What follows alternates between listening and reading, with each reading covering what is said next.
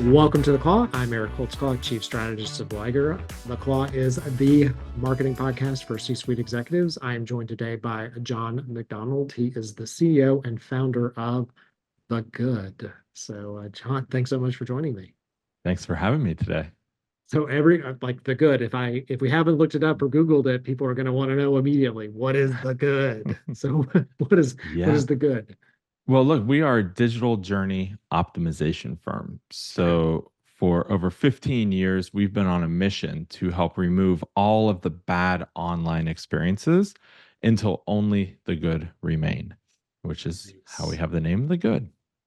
I like it. The Liger's mission statement is saving the world from boring, broken marketing.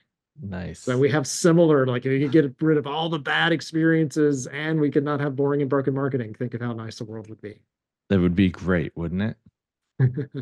So tell me a little bit about how you ended up in this place in the world, that this was the thing that you thought should be your mission.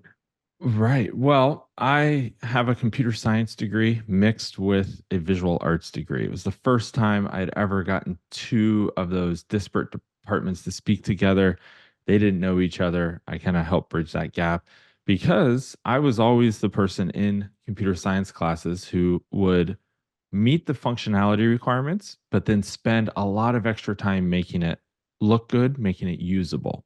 Right. So, where everyone else would just throw their text fields on the app and just do whatever to be able to pass.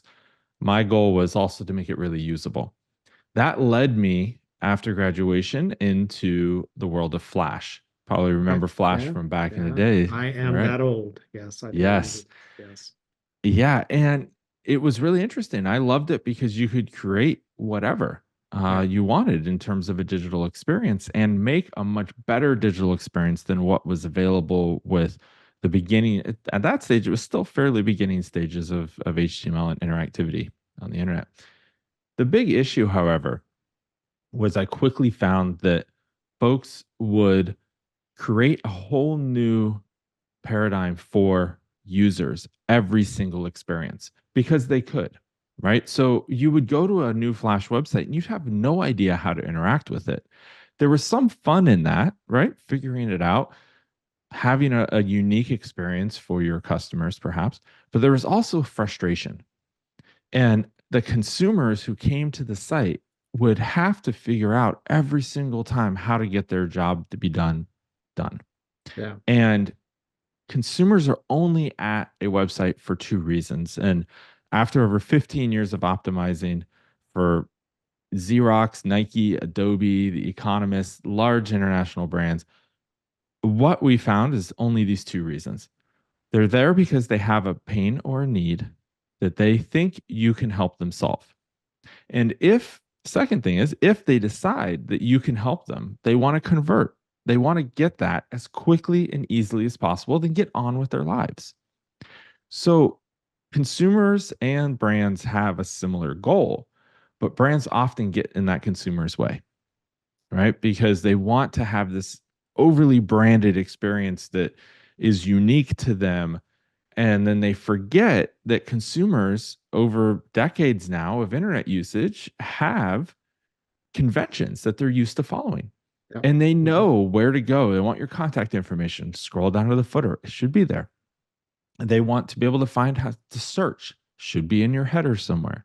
There are these different things where, as consumers, we just go to these areas and we expect them to function and be available to where we always have expected them. Yeah. And when It they're not, we get frustrated.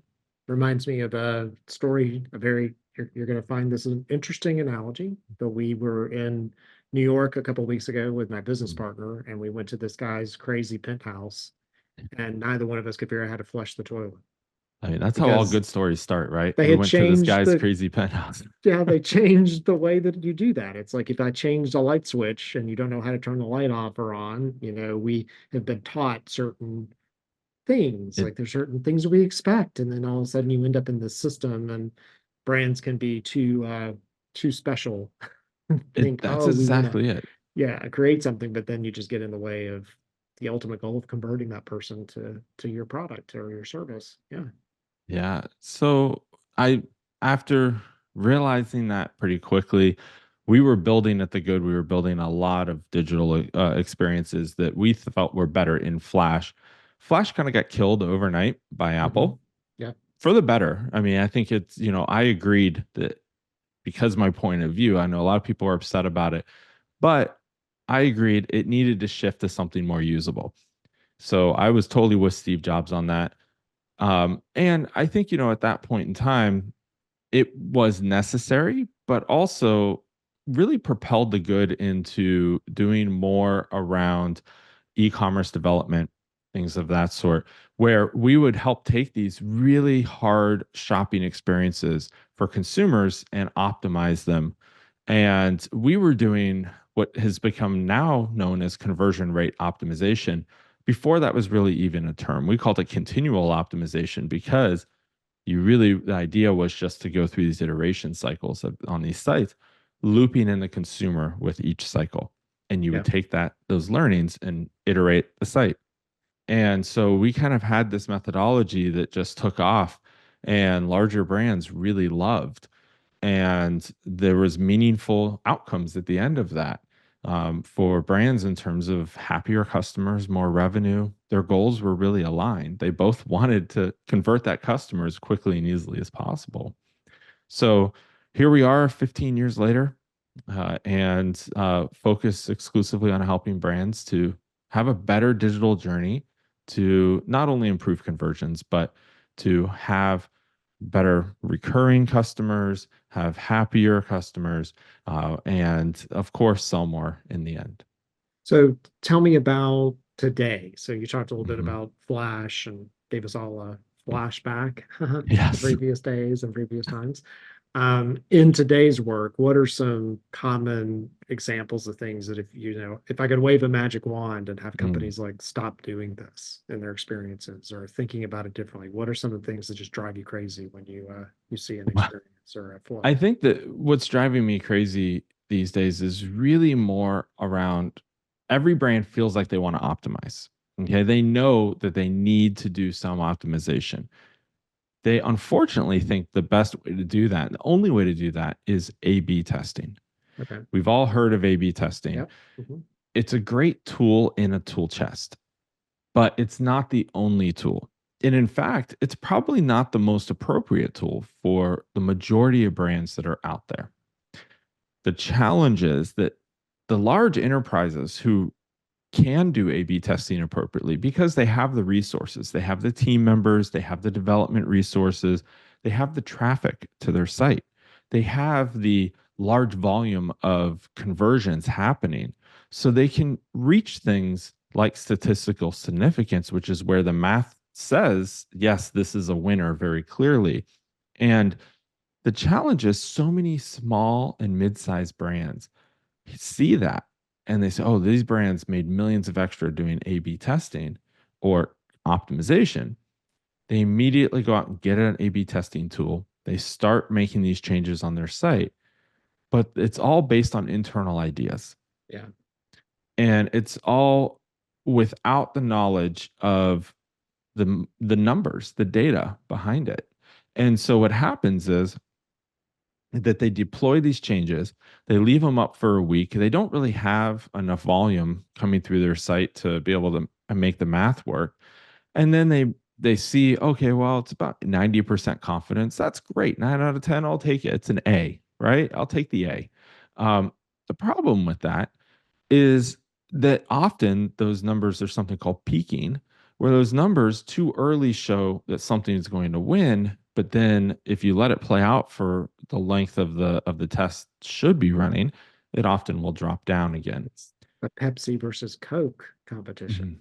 Mhm. Pepsi Yes. always taste tests in a sip test better than Coke, but over time, Coke Mhm. wins over Pepsi because of the Yes. sweetness. So yeah, it's a interesting thing people don't pay attention to. It's that early, like, oh, must be this one, and no, not that Hmm. one. Yeah, okay, very interesting. And it is, if not A/B split testing, then because I agree with you, if you don't have enough Hmm. traffic, that's a very difficult thing to do. Is there what would be your recommendation to a company that may not have the kind of traffic to figure out how to Well, optimize?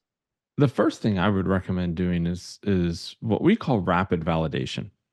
These are a handful of other methods that don't include testing. Okay. So these rapid methods are things that really involve your consumers. Okay. So we're A/B testing. Yes, it involves your consumers, but it involves them in a way that they don't know they're involved. Okay. A/B testing is happening to you all over the internet, and you have no idea you're being opted into a test. The reality is that brands need to start talking to consumers. And this is marketing 101, but it's also optimization 101. And that just completely gets skipped over. What happens is brands start running A B tests without talking to consumers first to understand the why. They know what they want to do and the outcomes they want, but they don't understand why they would make those changes and if those changes are valid for their audience. That's where they end up getting in trouble. And I just actually published a book not too long ago called Behind the Click. It is 300 pages of why. It is all the psychological principles that a brand needs to know to understand why they would do some tactic on their site. If you go online and you look up optimization, there are thousands of checklists and articles saying, oh, that we ran this test and it won. You should do this too. Don't even test it, just deploy it. Test everything. Okay. Unfortunately, these really steer people in the wrong direction because you're expecting what worked for that audience is going to work for your audience. Yeah. Mm-hmm. And it most likely won't, unfortunately. In addition to that, they don't gather the information behind the why. So you really need to talk to your consumers. And these rapid validation techniques are things like user testing, right? Have you even understood what a consumer wants or why they're taking some action? So send somebody to your website, get on a Zoom call with them, send them to your website, record their screen and their audio, and have them talk out loud about what they're experiencing. Pretty simple, Yeah. right? It doesn't require a lot of training. You don't want to lead them, but say, hey, you're looking for a t shirt. Let's find the best t shirt for you. And then full stop, let them go. Have them talk about, well, okay, I wear a size medium. Let me go find that t shirt in a medium.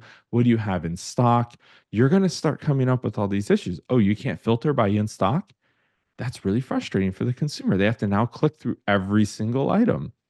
Yeah. You start seeing where, oh, I should probably test the in stock filter, right? So you start understanding why you're doing these things. Nice. Okay, well, we're going to jump to a commercial break, and when we come back, and I spent a long time in a qualitative space and did CS too. So you and I are going to have a good conversation around some of Awesome. those kind Looking of forward things to that it. we can look at. So you're listening to the call. I'm Eric Holtzclaw, Chief Strategist at Liger. I'm talking today with John MacDonald. He's the CEO and founder of The Good and the author of the book Behind the Click.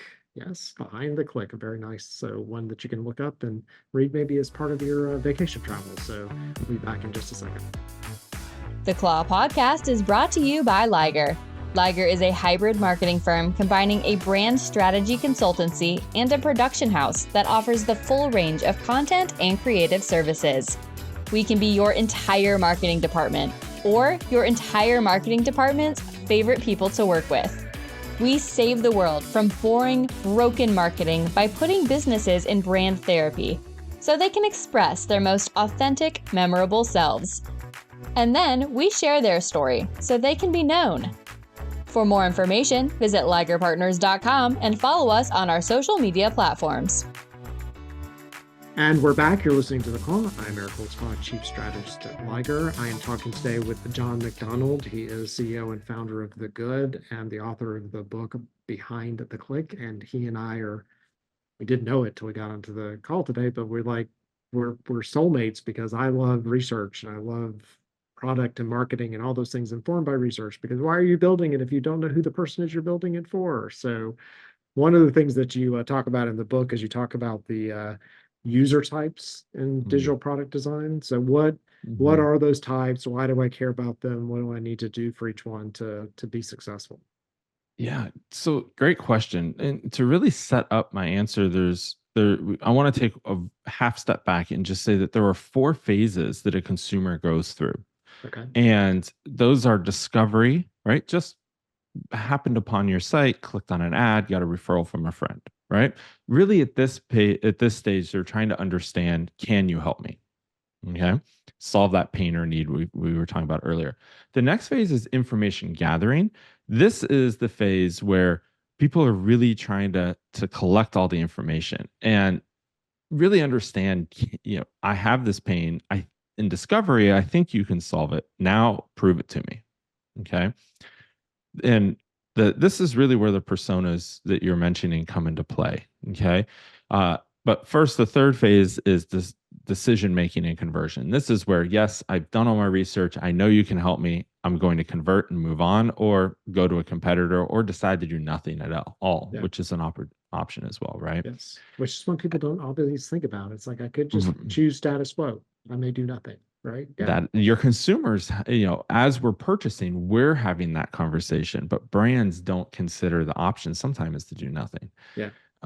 And the fourth is post-purchase, which is pretty obvious, but I think that's really where most brands fall down. They forget about what happens after somebody buys because their whole goal is let's sprint, get them to the purchase. But if a consumer doesn't know how to use your product, or you aren't involving them in creating more social proof, things of that sort, you're really going to fall down and not have a sustainable pipeline of continual leads coming through. So now, to directly answer your question on that information gathering phase. Now, this is the second phase, right? Somebody's come in to your site, they've discovered your brand, your solution. They think maybe you can help them, but now they're doing a bunch of research. And there are 2 types of people that you really need to focus on here. The first is what's called a maximizer. A maximizer is somebody who has to have every little detail. They're going to have a browser open with 100 tabs from all of your competitors. They're researching every bullet point. They want to know the dimensions, what it's made of, how much can you fit into that backpack, for instance. All of these things are questions that they want to know they're making the best purchase for them. Okay. And they really exist across the spectrum. Most people think about these type of consumers only when they're selling an extremely high value product or a very detailed product. I'm buying a car. I want to know every detail about that car. But this actually exists at every level. You can have someone buying that $10 t-shirt that's like, whoa, what's the fabric made of? Is it soft? Is it not? What, right? How's it fit? I want to see it on a model. That would be all things that maximizers want to know. You need to be able to have this information at the ready. You need it for them, right? The problem is you don't want to overwhelm the opposite of this, which is called the satisfiers. These folks, these satisfiers, they are content with the first thing they find. They are getting a job done. If you can do that job for them and it's maybe hits 1, maybe 2 things that are key to them, price point, right? Or timing, delivery. There's 1 or 2 things that they are saying, okay, I need to get this job done. I need it done right now. So can you get it to me tomorrow? These are the people who are always on Amazon because of free overnight and 2-day delivery, right? Right. Now, it's important to also not overwhelm these people. And again, they exist at the entire spectrum. There are people who are saying, I need a car to get me from A to B. I don't care about the technology in the car or whatever. Does it go to A to B? Yes, we're good. Right. And so really what you need to do is on your site, in your, especially like product detail pages, in your marketing, you need to understand there are these 2 major personas, and you need to have the information available for one, the maximizers, but not overwhelm the satisfiers who are saying, oh, this is too much to look at. I'm going on to the competitor. But there are 2 others, right? Are there 2 others? Because before I pick, because I'm going to tell you which one I am, and I want to know which one you are. I already know of those 2 which one I am. Well, those are the 2 main that you really need to be focusing on. Okay. And I think, there's a ton of other psychological factors that play into each of those, but everybody falls into one of those 2. Okay. Well, I'm a satisfier all day long. Mm-hmm. I'm a Yeah. convenience driven guy. I'll tell you everything you want to know as long as things just show up for me. I don't, Mhm. whatever. Because we looked at in the research, it was convenience versus cost. So Yes. convenience is I'll tell you everything as long as it's very convenient. Cost is I want the Mhm. cheapest. I'm not going to give up my personal information, like Right. all those things. And those two categories are typically very different people, like the way that they like look at the world and think of things. But you want It's to know very my true. blood type in order for my food to show up regularly? Cool. I'll tell you that. And that's a great point, is the psychological factors that you would apply to each are wildly different, Yes. right? There's this great effect called the IKEA effect that Yeah. I talk about in the book. And the IKEA effect is that if you have a hand in building the product, that your satisfaction with that product is much higher. Interesting. And there are ways to influence this if you're dealing with a maximizer, right? You could offer them a create your own product bundle, Uh, right? yeah. Choose not just the color and size, etc., but say, okay, well, we're going to put a whole outfit bundle together. Choose what goes into this bundle out of these options. They love that type of stuff, right? You get a satisfier in there and they say, whoa, I Put it all just, together for me. Just tell me what to yeah, buy. send me the box, right? This is, I think there's a brand that's called Stitch Fix, right? Yeah. Yeah. Where in the Yeah. US, Yeah. you can get a box every month or every quarter delivered to you with clothes that they pick out for Yeah. you. Hmm. And that is specifically designed for that type of buyer persona. I was a trunk club member for years until they There got you bought go. by Nordstrom. So yeah. Well, So, tell me yeah. about, we got a few minutes left. Future. What are Mhm. some things you're interested in or think are going to really impact the experience in the future? Most people, I bet you answer this question, they say artificial intelligence, they go straight to AI and how that's going to impact their industry. And I think it's going to be the total opposite for optimization. There are a lot of people out there trying to force AI into optimization. But this is why I wrote Behind the Click, because too many people are going straight at what do I optimize, not why I'm optimizing that. And that's where AI really falls down. AI isn't going to interview your customers for you. Now, it can form a persona. You can give it an interview and say, meet this persona, summarize it, etc. Great. But you still have to have that original valid persona that you formed in order to inform the AI to move forward from there. Yeah. So, um, I really believe in the future that, what's not going to change is the need to involve customers. Now, I think the methods at which you involve customers are going to change dramatically. We've already seen it really kind of blew up during COVID, where it became okay to do user research online. Um, we had a whole bunch of connections with labs, user research labs, where people would have to go in and sit at a computer and do eye tracking and these types of things. And I don't know that I think the ones that I knew about, even locally in Pacific Northwest, have all shut down Yeah. because you can do those things remotely now with just as much of effect. And that unmoderated user testing gets so much better results because consumers don't feel like somebody's looking over their shoulder. Yeah. Um, Now, where data is going to come into this is that you can do things like predictive eye mapping, eye tracking. Those tools, again, are one tool in the tool chest where AI can be applied. And I do think it works well. We use predictive eye tracking and heat mapping, and it is within 90% accuracy. It's like Nice. So you're 92, saying AI 93%. is an interpreter, not a replacement. It interprets data versus, Yes. yeah. So what we've done is give AI a large model of actual eye tracking studies for heat mapping.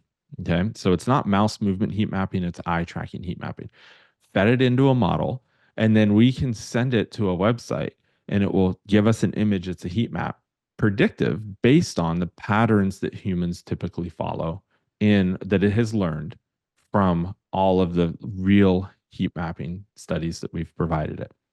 And you Very can get interesting. it to about 90, just over 90% accuracy, which is pretty darn good. Good enough to be able to look at and start making some inferences and validate those, right? And say, oh, well, maybe I should ask consumers about this question, Yeah. right? and use that as a starting point. It's a combination of qualitative and quant. So two things. You got to look at them Sure. both ways. Yeah.